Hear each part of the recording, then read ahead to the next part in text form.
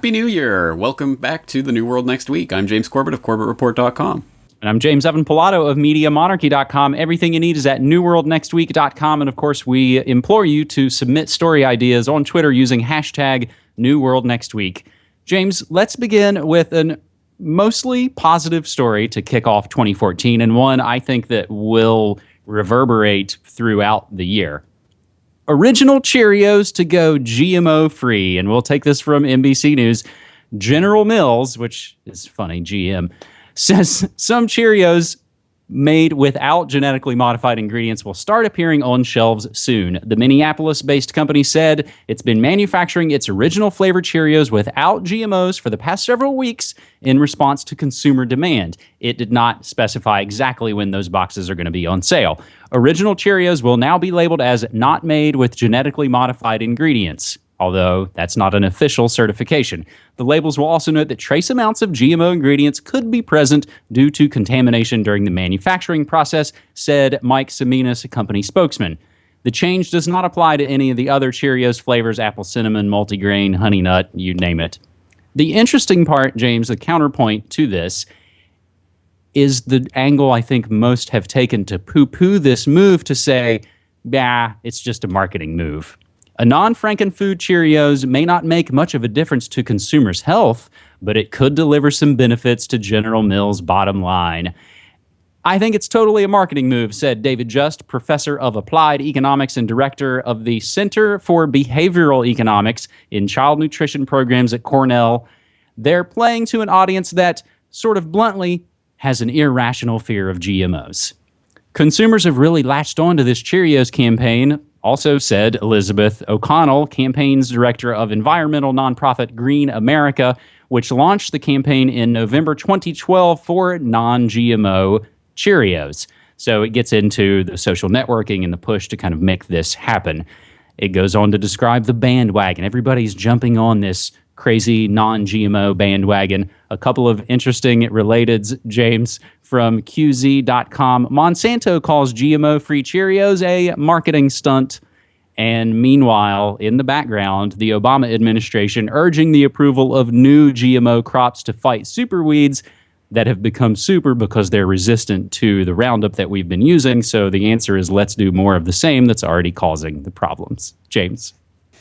I don't know about you, James, but every time I hear one of these industry-funded shills saying that people have an irrational fear and that this is a worrying trend, it's like music to my ears. And you just have to wonder, what possible reason could anyone have for caring that certain people don't want to eat a certain type of food? How on earth does that impact you in any way, shape, or form, unless your bottom line is funded by the GM industry? So that's something to keep in mind with regard to that.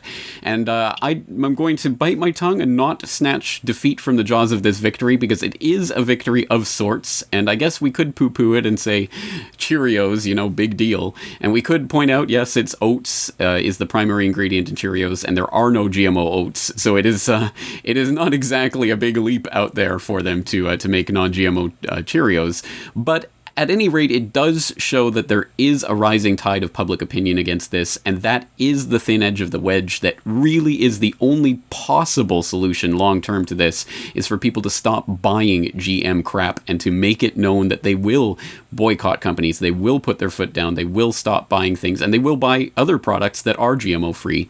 And there are disclaimers to this. For example, the story notes that there is going to be trace amounts of GM contamination in the manufacturing process of this, because again, it is being produced in a factory with a lot of other GM crap, so we have to keep that in mind, and we shouldn't be cheering General Mills too much. But at any rate, I think it is a positive sign about a positive trend.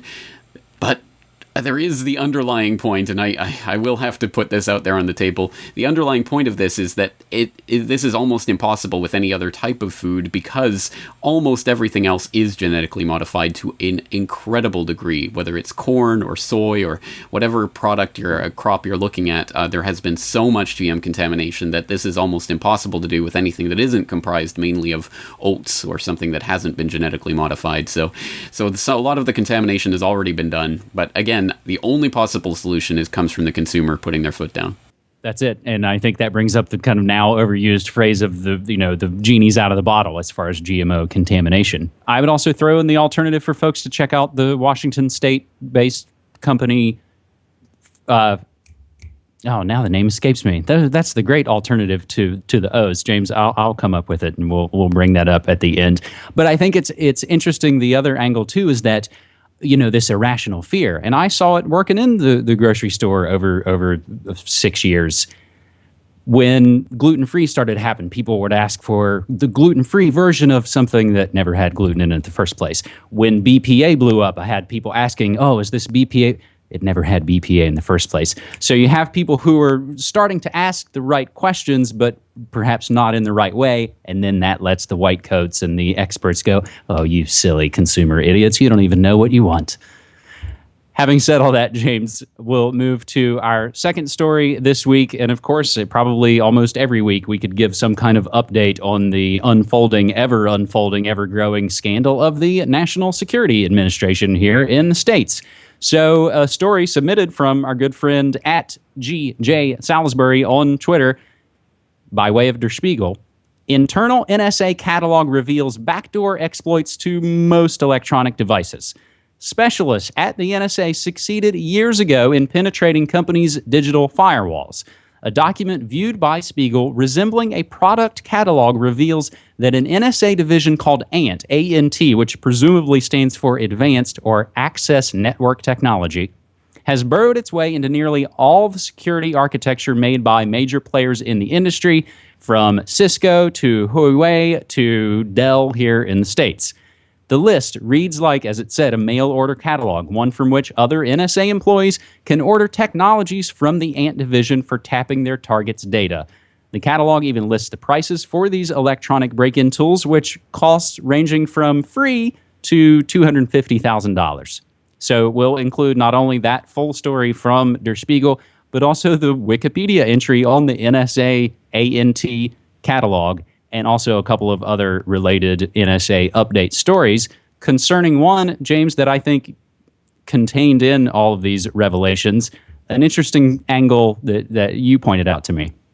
That's right, talking about the continuous wave generator. And for people who saw the to Protect and Infect Part 2, the viral video of Jacob Appelbaum's presentation to the C30C conference, where he was presenting this information on the day that it broke in Der Spiegel, he basically shoehorned this in at the very, very end of the presentation when he only had a minute left, so he had to get off the stage, which was kind of weird in and of itself. But anyways, he's talking about the most incredible, crazy thing that any sane or rational person would find almost unbelievable that they could do this, and it's something to do with beaming energy into people by which they can then use that energy to track what people are typing, even on computers that aren't connected to the internet via some kind of, I don't know, remote sensing devices or some sort of crazy thing that I couldn't quite follow the details of what he's saying. I invite people to check out the documents. They're there on Der Spiegel. Go check out that video. Anyone who can explain to me what this continuous wave generator is and how it works, I'd be interested to hear about it. But anyway, that's just a little nugget that he threw in at the end of the presentation. Other things to say about this: these documents are from 2008, so they're already outdated. They're 5 years old, so anything that looks cutting edge in these documents is going to be old news by now. But and again, we could poo-poo it by saying we already knew this, but there are some positive things that will come out of this. One of them being that pressure that will be on these companies specifically to go on record to say, yes, we knew about it and we cooperated, or no, we had no idea they had these backdoors, and now we'll do something about it. Either way, it's going to be a win because people will find out more specifically about the connections between these companies and the NSA, which, again, we already suspected all along, but at least we're going to put that out on the table. And hopefully they motivate the exact same type of public anger that was part of that GMO story, because again, if you are buying the routers from Cisco or the iPhone from Apple or whatever it is, you are buying into this surveillance state with your own money. So keep that in mind next time you make a purchase from one of these companies. And just one more thing I'm going to throw in there. I'm going to throw in a related to a very interesting story, the crypto kids and the Rubik's party signal to Snowden, which is another angle on this Appelbaum presentation in Der Spiegel and the question of whether these Tau documents came from Snowden, which, as far as I know, this has not been said directly. This is all being coy. This all relates to the Snow Job soap opera and the backstory and the possibility that, in fact, Appelbaum and others were setting Snowden up to get these documents specifically, and they actually met with him in April in Hawaii as part of the spring break of code and blah, blah, blah. It's a big backstory. For people who are interested in that and the soap opera aspects of that, I'll direct you to that related story. And again, we could talk about this every single week, but I guess the only thing that we can say about this that will never get old, the TLDR of all of this is what full spectrum dominance looks like.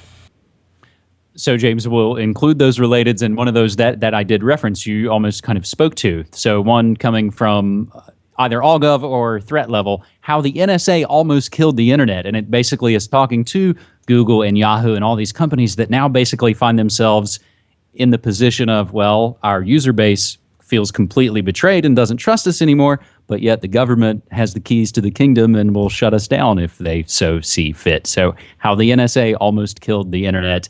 Does the NSA spy on Congress? And sounds like yes. So all of those relateds will be included in the show notes. As always, we'll include everything that we cite and source here so you can go check it out for yourself.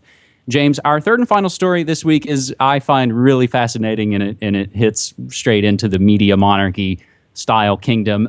A really interesting piece from CNN. When celebrity meets brutality, Rodman not the first to mix with repressive regimes. Dennis Rodman's Big Bang in Pyongyang may be in a league of its own, but other celebs have performed for audiences associated with repressive regimes too. Unlike Dennis Rodman, most proclaim innocence or apologize and even donate some of the proceeds after the public finds out and gets mad. Dennis Rodman, on the other hand, said, I don't give a rat's ass what the hell you think, talking about what are you doing in North Korea, now getting into it with an imprisoned missionary's family, and he did apologize for that. However, celebrities often campaign against human rights issues rather than accepting money to play for a despot. Stephen Van Zandt, of course, of Bruce Springsteen and the E Street Band, led a coalition of musicians in the 80s against the South African regime, recording the song Sun City to raise money for anti-apartheid projects. George Clooney revealed last year that he uses the millions he's paid for Nespresso coffee commercials to pay for a satellite to keep an eye on the government of Sudanese President Omar al-Bashir. Their deeds become part of their brand, but sometimes what activist artists perceive as noble efforts haunt them for decades, such as Hanoi Jane spent the last 40 years living down the infamous photograph of her sitting on a North Vietnamese anti-aircraft gun during her 1972 visit to Hanoi when the U.S. was still at war with that country. In 1982 and 1990, the West Indies cricket players took large payments to tour South Africa despite an international anti-apartheid sporting boycott, and they were branded as mercenaries. They've been shunned by their rebel tours. WikiLeaks published secret diplomatic cables in February 2011 revealing that Beyoncé, Usher, and Mariah Carey performed a private concert funded by the family of the now deposed and dead Libyan dictator Muammar Gaddafi. When video was posted online last June showing Jennifer Lopez singing Happy Birthday, Mr. President to the leader of Turkmenistan, which has been called one of the most repressive regimes in the world, she pleaded ignorance. Now, getting back and wrapping this up, and there are a lot of interesting other points that I've kind of jumped out and left out that kind of flesh these stories out. Getting back to the beginning of Dennis Rodman, it's an NBA columnist, a guy named Peter Vesey, speculated on CNN that Rodman and other players have money, not world peace, in mind.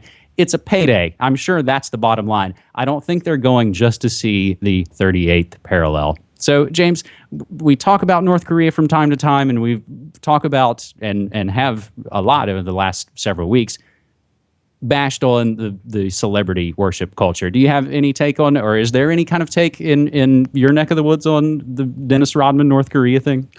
You know, there probably would be, but I actually haven't checked the Japanese media for their take on this. If maybe it's, I don't know if it's a big story over here. Maybe not. Dennis Rodman probably not such a big celebrity in Japan anyway. But it is an interesting story, I guess, from that perspective. Just North Korea is just always a a fascinating and interesting kind of wild card in the geopolitical chessboard. This is more up your alley, so I'll let you have the final word on this, but I thought it was personally kind of funny. I'd never heard about that Beyonce, Usher, Mariah Carey, Nelly Furtado, others playing for Muammar Gaddafi, and Jennifer Lopez pleading ignorance. I didn't know Turkmenistani's president was a dictator, but I'll be happy to take his money. I thought that was all funny, but I noticed you've got a related about Meryl Streep calling out Walt Disney for sexism and anti-Semitism, which is an interesting little story, but for my money, I wish she'd call him out for the fact that he inserted a lot of pedophilia into pretty much subliminally into pretty much every Disney production. The fact that he was a Freemason and the whole Club 33 at Disney World, and the fact that he was an FBI informant and good buddies with J. Edgar Hoover for most of his career. I wish that type of information would get out, but for some reason the CFR Clooney's and the other celebrity shills don't tend to touch on those subjects. So as I speak to you now, it's only been a few hours ago. This was at the National Board of Review Awards ceremony in New York last night, late January 8th. Meryl Streep calls out Walt Disney as sexist and anti-Semitic. So if this is going to make it into the news, it's going to be happening as you guys are watching this on the 9th. Interestingly enough, though, her hatred of Disney isn't going to stop her from appearing in an upcoming Disney film. So that's the thing that always really kind of irks me. I just wish people mean what they said and said what they meant and stuck with it. So having said that, James, Nature's Path is the cereal company I was trying to think of at the top of the show that does great work. They've actually called out other companies for their organic fakery. They're one of the first members and huge supporters of the anti-GMO or no GMO labeling prospect. So that's Nature's Path. So having said that, we'll wrap all this up. And again, mention to folks, submit story ideas on Twitter using hashtag New World Next Week, because James, you and I can't catch it all. We just try and put it into about a 15-minute video once a week. Well, nice way to quick kick off 2014. Looking forward to many more this year. And thank you to all of you out there for waiting patiently while we were away. James, looking forward to it next week. Thanks so much, man. Take care.